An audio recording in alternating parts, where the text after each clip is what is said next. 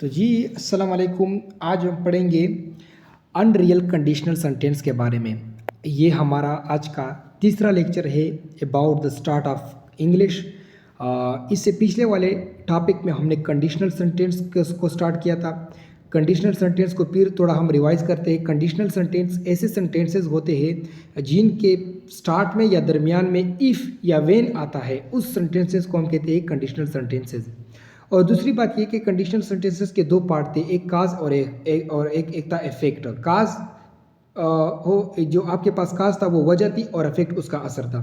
फिर conditional sentence में हमने दो टाइप्स पढ़े थे, एक रियल कंडीशनल सेंटेंस और आज है अनरियल कंडीशनल सेंटेंस। आज का दूसरा टाइप है ये जो पिछले वाले लेक्चर में हमने रियल कंडीशनल सेंटेंस पढ़ा था, वो क्या था? वो सेंटेंसेस जो रियल लाइफ में पॉसिबल होते हैं, जो रियलिटी होते हैं, ठीक है।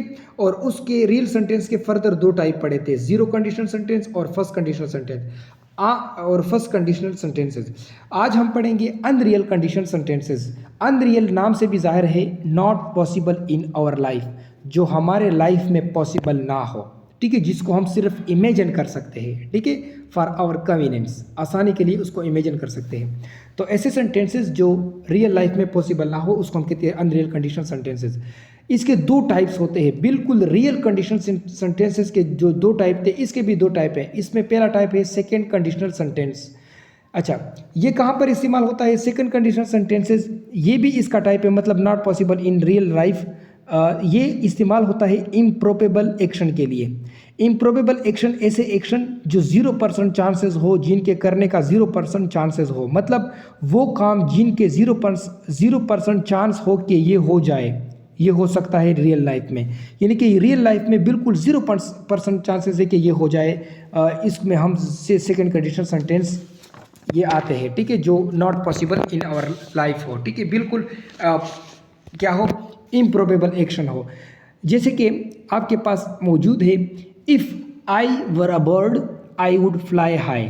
अब देखो, क्या ये पॉसिबल हो सकता है कि एक इंसान, यानी कि इंसानों की तरफ इशारा है, कि वो परिंदा हो, कि वो परिंदा बन जाए? नहीं, ये पॉसिबल ही नहीं है। तो इसी वजह से ये अनरियल कंडीशनल सेंटेंस है और इसके 0% चांसेस है कि एक इंसान से बर्ड बन जाए। आई वुड फ्लाई हाई, ठीक है, यानी कि मैं बहुत ऊंचा उड़ता, ठीक है। तो ये not possible in real life. अच्छा, इस अनरियल कंडीशनल सेंटेंस में एक बात याद रखना जो बहुत इंपॉर्टेंट है, वो ये है कि यहाँ पर इफ़ इस्तेमाल होता है, व्हेन इस्तेमाल नहीं होता। जो आपने पढ़ा था कि वो सेंटेंसेस जिसमें इफ़ या व्हेन इस्तेमाल होता है वो कंडीशनल सेंटेंसेस होते हैं, लेकिन अनरियल कंडीशनल सेंटेंसेस में एक लिमिटेशन आ जाती है कि यहाँ पर सिर्फ और सिर्फ इफ़ इस्तेमाल होगा, व्हेन इस्तेमाल नहीं होगा। तो अनरियल कंडीशनल सेंटेंस में कभी भी हम व्हेन इस्तेमाल नहीं कर सकते, ठीक है। अच्छा, इसका स्ट्रक्चर क्या है, किस तरह बनाएंगे? सबसे पहला आएगा इफ़, व्हेन नहीं आएगा, व्हेन नहीं आएगा, ठीक है, अभी आपने पढ़ा। उसके बाद आएगा पास्ट इंडिफिनिट, ठीक है, ये आपने रटा लगाना है कि किस टाइप में क्या क्या, यानी कि किस टाइप में काज की कौन कौन सी यानी कि ज़माने आते हैं। तो काज में सबसे पहला इफ़ लिखो, स्ट्रक्चर में सबसे पहला इफ़ लिखो, उसके बाद काज में पास्ट इंडिफिनिट, ठीक है, पास्ट इंडिफिनिट, और उसके साथ वर्ब की सेकेंड फॉर्म लिखो। और उसके बाद अफेक्ट में would, could, should, might, must, ought to ये लिखो। और उसके साथ साथ अफेक्ट में ये लिखने के बाद वर्ब की फर्स्ट फॉर्म लिखो, लेकिन एस, एस और आईएनजी आपने इस्तेमाल नहीं करनी है, ठीक है। अच्छा, ये था काज में पास्ट इंडिफिनिट, वर्ब की सेकंड फॉर्म, और इफेक्ट में ये लिखना है आपने, ये मॉडल वर्ब है, ठीक है, इसको हम कहते हैं मॉडल वर्ब। अब मॉडल वर्ब के बाद आपने हमेशा वर्ब की फर्स्ट फॉर्म यूज़ करनी है और उसमें एस या एस आईएनजी आपने नहीं इस्तेमाल करना है। ये बड़ा मेन पॉइंट है कि मॉडल वर्ब के बाद आपने वर्ब की फर्स्ट फॉर्म इस्तेमाल करनी है और एस या एस या आईएनजी आपने नहीं इस्तेमाल करनी है।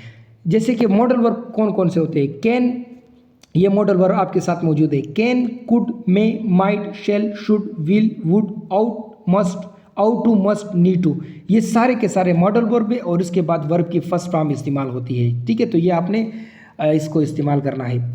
सिंगुलर के लिए हम वाज लगाते हैं और प्लूरल के लिए हम वर लगाते हैं, ठीक है।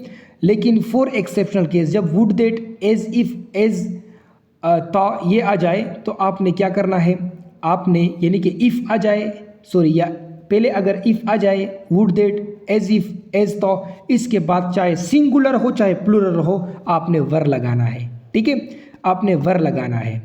ठीक है, अब देखो ना यहाँ पर आ गया इफ़ आई वाज यू, ये वाज नहीं है, ये वर है। क्यों? क्योंकि यहाँ पर इफ़ आ चुका है, तो जब भी इफ़ आए तो यहाँ पर वर होगा। तो if I were you, if I were you, option है I forgive him, I will forgive him, I would forgive him, I would have forgive him. तो क्या आएगा? तो सबसे पहली बात कि ये क्या है, इम्प्रोबेबल सिचुएशन है। क्या ये रियल लाइफ में पॉसिबल है? नहीं। तो क्या नहीं, ये पॉसिबल नहीं है। ये क्या है, काज है। और अफेक्ट में क्या आएगा? अफेक्ट में ये देखो could, would, should, might, must. तो यहाँ पर ऑप्शन में वुड है, ये ठीक है। इस तरीके से if I were a bird, जो हमने ऊपर सीखा था, ये क्या था, काज था। अब यहाँ पर वर आ गया। ठीक है, क्यों? क्योंकि यहाँ पर इफ़ आ चुका है। इफ़ जब आएगा तो वर आएगा, वाज नहीं लिखोगे। ठीक है, तो आई वुड, ठीक है, तो आई वुड फ्लाई हाई। अब देखो ना यहाँ पर वुड आ गया, वुड यहाँ पर अफेक्ट में वुड आता है। फिर I would not feel anything, मैं कुछ भी महसूस नहीं करता हूँ। क्या ये रियल लाइफ में पॉसिबल है? नहीं, ये इम्प्रोबेबल सिचुएशन है।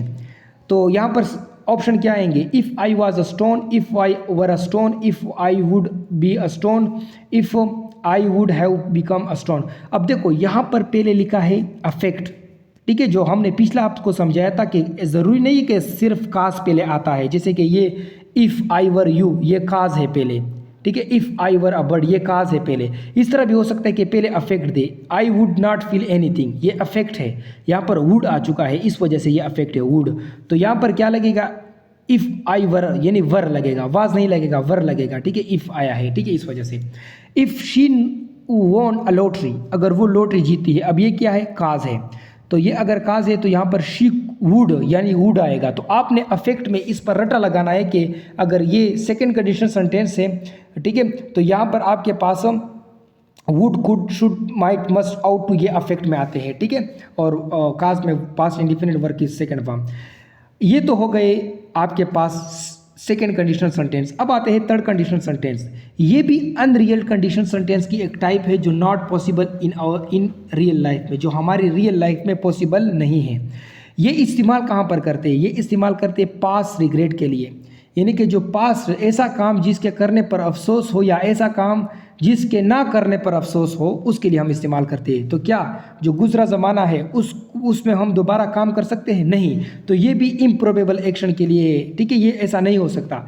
If I had given money he would have taken admission in a good college, अगर मैं उसे मनी यानी पैसे देता तो वो अच्छे कॉलेज में एडमिशन करता।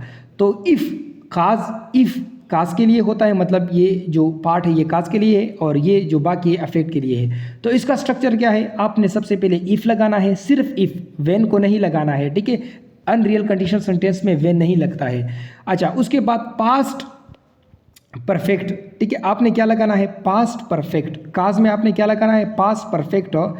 ठीक है, इससे पिछले वाला पास्ट इंडिफिनिट था। ठीक है, सेकंड कंडीशनल सेंटेंस में पास्ट इंडिफिनिट था, और इसमें पास्ट परफेक्ट है। उसके साथ हेड और वर्ब की थर्ड फॉर्म आपने यूज़ करनी है, वर्ब की थर्ड फॉर्म आपने यूज़ करनी है। और अफेक्ट में आपने क्या लगाना है? उसी तरह है, लेकिन सिर्फ आपने हैव का इजाफा करना है। तो would have, could have, might have, must have, ought have. ठीक है, और उसके साथ इस अफेक्ट के साथ भी वर्ब की थर्ड फॉर्म इस्तेमाल करनी है। अच्छा, अगर मॉडल वर्ब के बाद हैव आ जाए तो याद रखना, ये आपके पास मॉडल वर्ब है, ये देखो हैव आ गया। तो याद रखना अपने जहन में ये बात आपने 100% याद रखनी है कि जब भी मॉडल वर्ब के बाद, ये देखो मॉडल वर्ब है, तो इसके साथ हैव आ जाए तो उसमें हमेशा वर्ब की थर्ड फॉर्म इस्तेमाल होती है, वर्ब की थर्ड फॉर्म इस्तेमाल होती है। ठीक है, अब देखो ना, if he had studied hard, if आ गया तो ये क्या है? काज है, काज का पार्ट है। स्टडीड, अब देखो ये देखो हैड आ गया और उसके साथ वर्ब की थर्ड फॉर्म आ गई, स्टडीड। ठीक है, तो यहाँ पर क्या आएगा? He would have. ठीक है, ये आपने इसको देखना हो, वुड हैव को देखना है, जो अफेक्ट में आते हैं। तो ये आपके पास कहानी थी किस इसकी?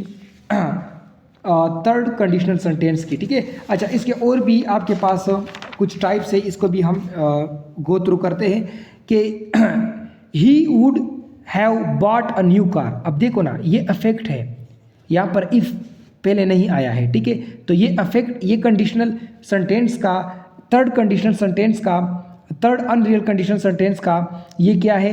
एक एक ऐसा पार्ट है जो अफेक्ट है। अब he would have bought a new car if he had saved money. अब देखो ना, ये पास्ट रिग्रेट के लिए है कि नहीं, अगर वो पैसे बचाता तो वो एक नई कार खरीदता। तो वुड हैव आया है तो ये इफेक्ट के लिए है। इफ़ ही हैड तो हैड लगाओगे, वर्ब की थर्ड फॉर्म, ठीक है, ईडी, वर्ब की थर्ड फॉर्म, सेव्ड मनी।